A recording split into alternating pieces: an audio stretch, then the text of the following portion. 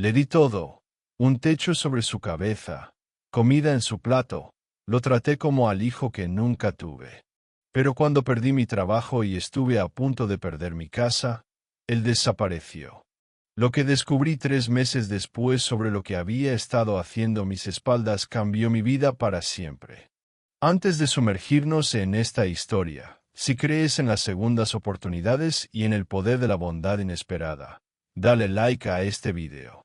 Y si quieres escuchar más historias que restauren tu fe en la humanidad, suscríbete y activa la campanita de notificaciones.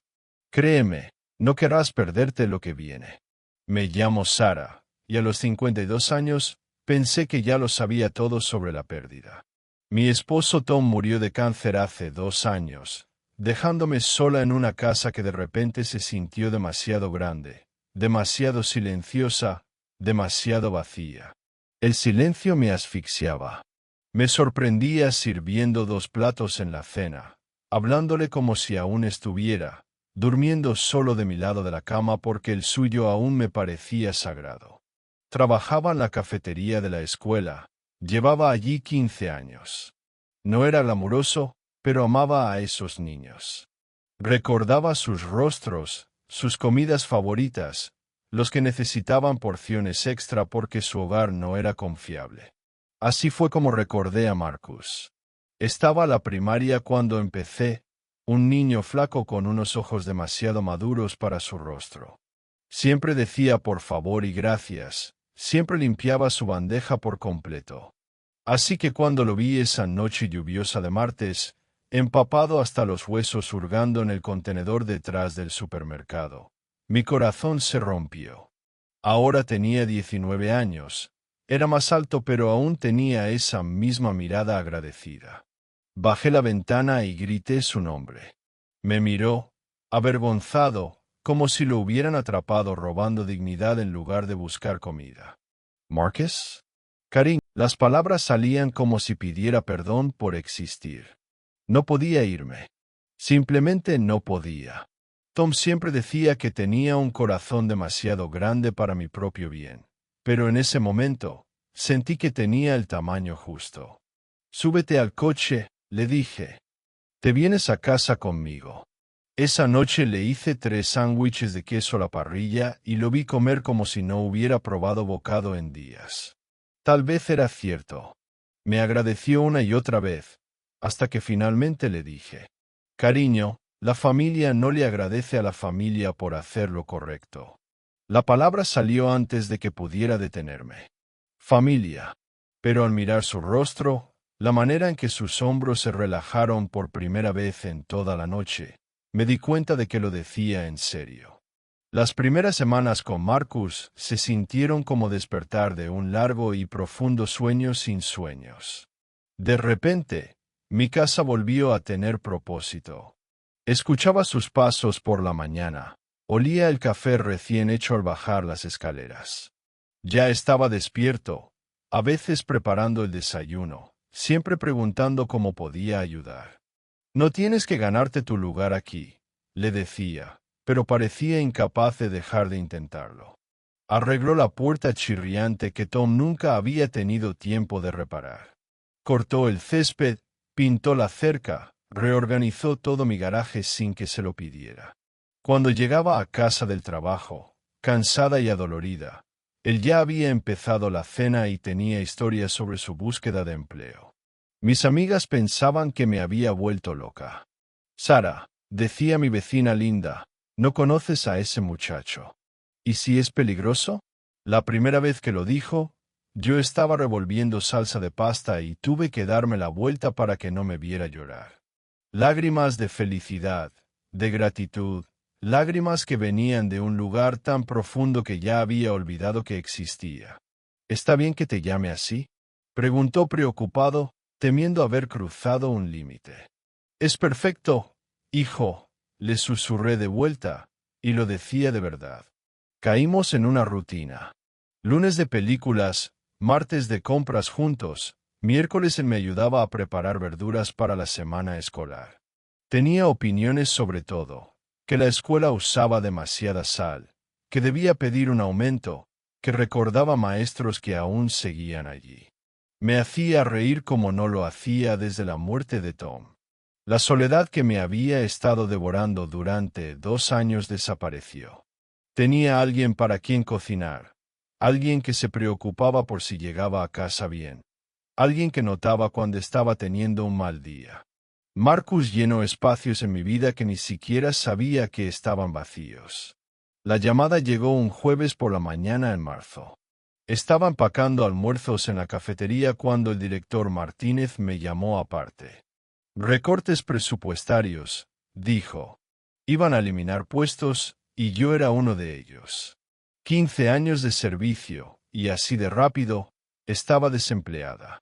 Manejé a casa aturdida, tratando de pensar cómo le diría a Marcus.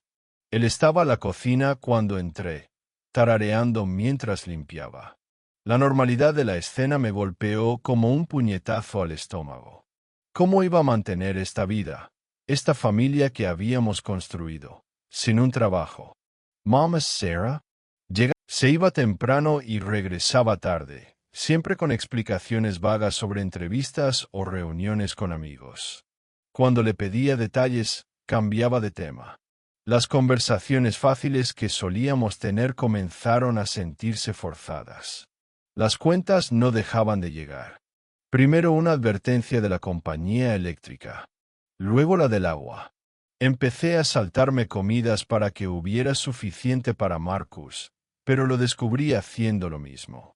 Ambos intentábamos protegernos mutuamente, pero nos estábamos hundiendo. Tragué lo que quedaba de mi orgullo y solicité el desempleo, vales de comida, cualquier ayuda posible. Pero apenas alcanzaba para la despensa, y la hipoteca era un monstruo que exigía ser alimentado cada mes. 6 semanas después de perder el trabajo, llegó el primer aviso de ejecución hipotecaria. Me senté en la mesa de la cocina mirándolo fijamente, y por primera vez desde que Marcus se había mudado, me sentí completamente sola. Esperé hasta que Marcus regresara esa noche para contarle sobre el aviso de ejecución. Llegó más tarde de lo habitual, y podía oler algo en su ropa. No era desagradable, solo distinto. Como acerrín y pintura. Marcus, cariño, tenemos que hablar. Le mostré la carta y vi cómo su rostro se ponía pálido. Le dije que había estado pensando que tal vez debería empezar a buscar otro lugar donde quedarse, al menos hasta que pudiera resolver las cosas. No soportaba la idea de que volviera a estar sin hogar por mis problemas. No, dijo de inmediato. No voy a dejarte. Somos familia, ¿recuerdas? Entonces hice la pregunta que llevaba semanas ardiendo en mi pecho. Sé que has estado tratando de encontrar trabajo, pero, si tienes algo de dinero ahorrado, aunque sea un poco, realmente podría ayudarme con un solo pago de la hipoteca. Solo para ganar algo de tiempo.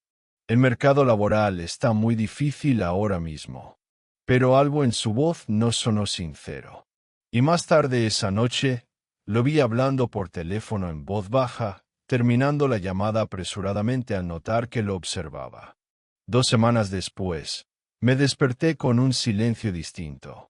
No el silencio cómodo de una casa en reposo, sino el vacío hueco del abandono. El cuarto de Marcus estaba vacío. Su ropa se había ido. Su cepillo de dientes, sus pocas pertenencias, todo.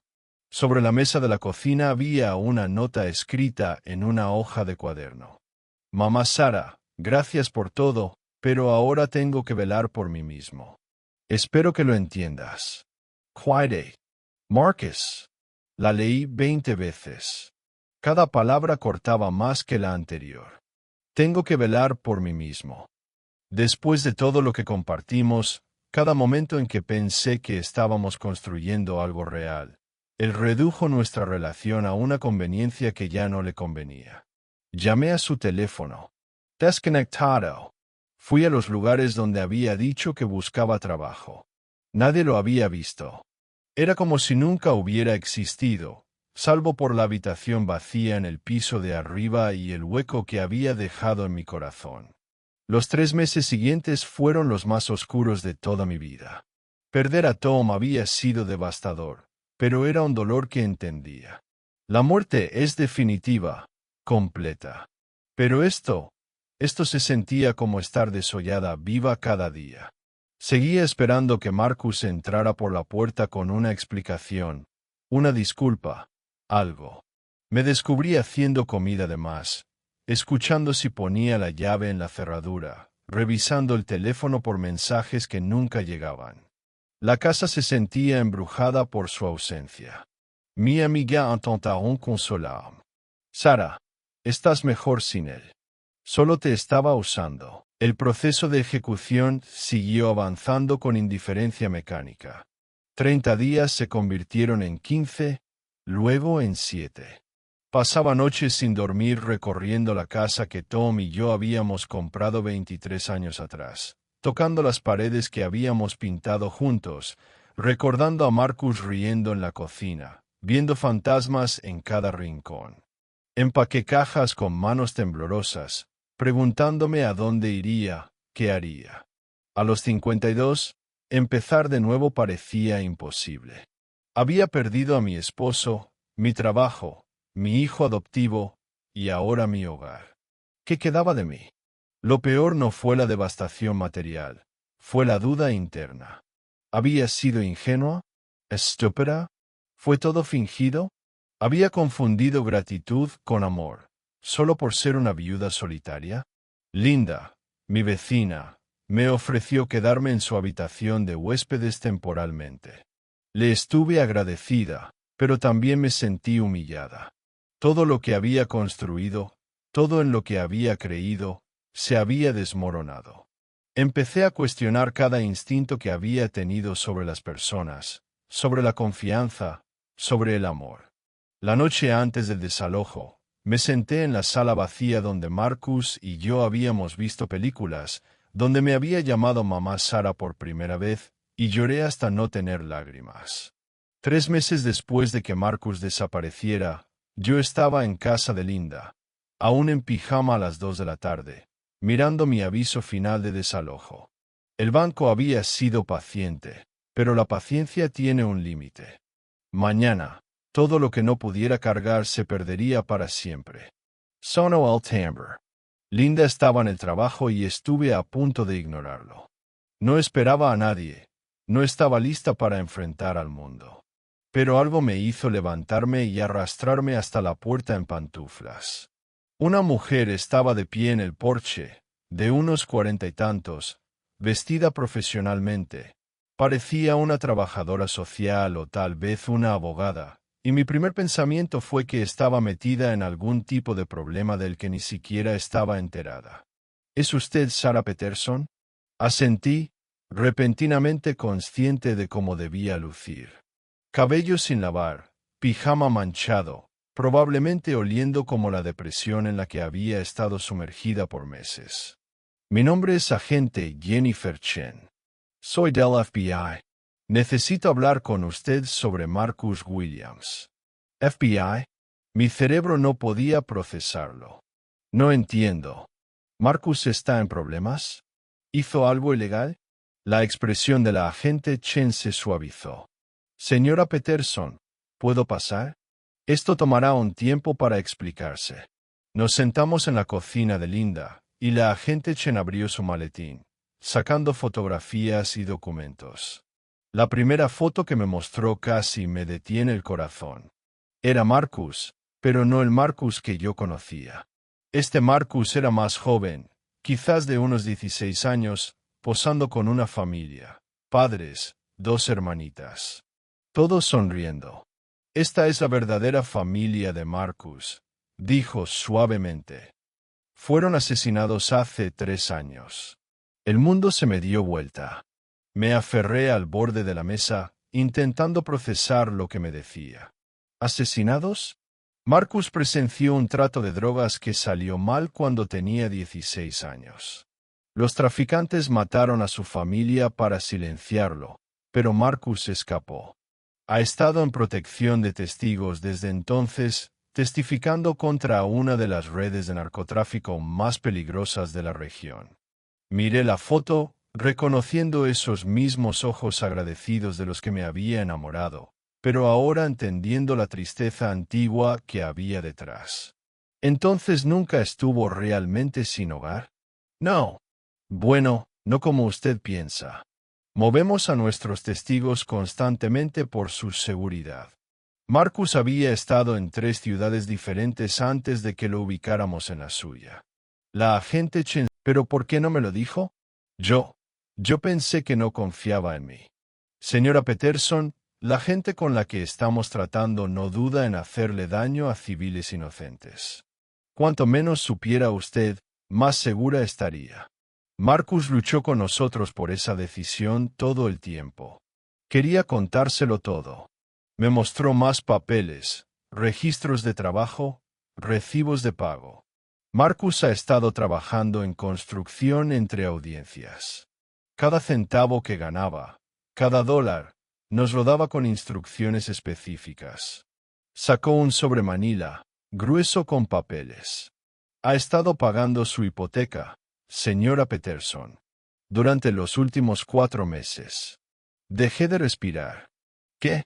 Sabía que usted había perdido su trabajo. Sabía del proceso de ejecución. Cada mes, me entregaba un sobre con su pago de hipoteca y las cuentas de servicios. Me hizo prometer que usted nunca sabría que venía de él. El cuarto daba vueltas.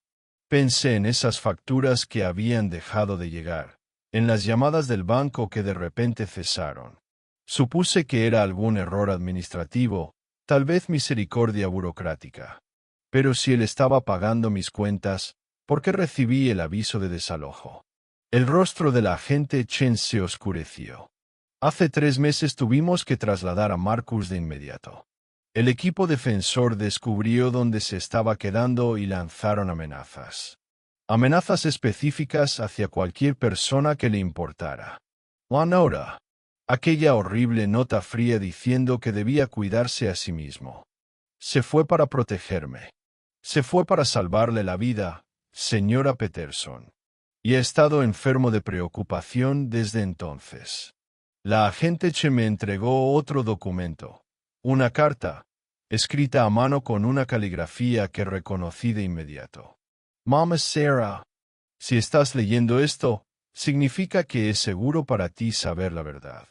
No tienes idea de cuánto me costó irme sin explicaciones. Pero si me quedaba, te habrían hecho daño. No podía permitir eso. Tú me salvaste, incluso cuando ni yo sabía quién era. La carta se me cayó de las manos mientras sollozaba. No por tristeza, sino por el peso del entendimiento. Todo ese tiempo, Marcus no me había abandonado. Me había protegido. Se había sacrificado.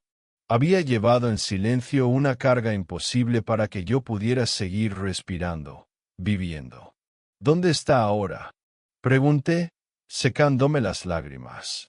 Está esperando afuera. Me giré tan rápido que la silla cayó al suelo. Crucé la casa de Linda como una tormenta, abriendo la puerta con manos temblorosas. Y ahí estaba él. Marcus. Más delgado, más maduro, con ojeras oscuras y la misma chaqueta desgastada que le di la primera noche. Pero sus ojos, esos ojos todavía eran los del joven que me llamó mamá bajo las estrellas. Lo siento tanto, susurró. Sé que te hice sufrir, pero... Corrí hacia él y lo abracé con todas mis fuerzas. No me importa. Estás aquí. Estás vivo. Eso es todo lo que importa. En los meses siguientes, el caso finalmente concluyó. Marcus testificó, y gracias a su valentía, varios líderes de la red criminal fueron condenados. Ya no tenía que vivir escondido. El gobierno le ofreció un nuevo comienzo, identidad segura, ayuda económica y la libertad de elegir a dónde ir.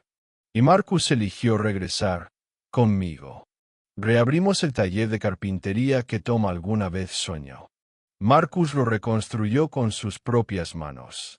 La comunidad, que alguna vez lo vio como un extraño, ahora venía a él por muebles personalizados, arreglos y, con frecuencia, por consejo. Yo conseguí un nuevo trabajo como consejera en el centro juvenil, ayudando a jóvenes como Marcus, aquellos que solo necesitan a alguien que los vea, que los escuche, que crea en ellos. Nuestro hogar, el que pensé que había perdido para siempre, volvió a llenarse de risas, del olor a madera recién cortada, de esperanza. A veces cocinábamos juntos como en los viejos tiempos, y a veces solo nos sentábamos en silencio, agradeciendo por haber encontrado al otro. La vida no siempre te da las respuestas que buscas de inmediato. A veces te da silencio. A veces te da dolor.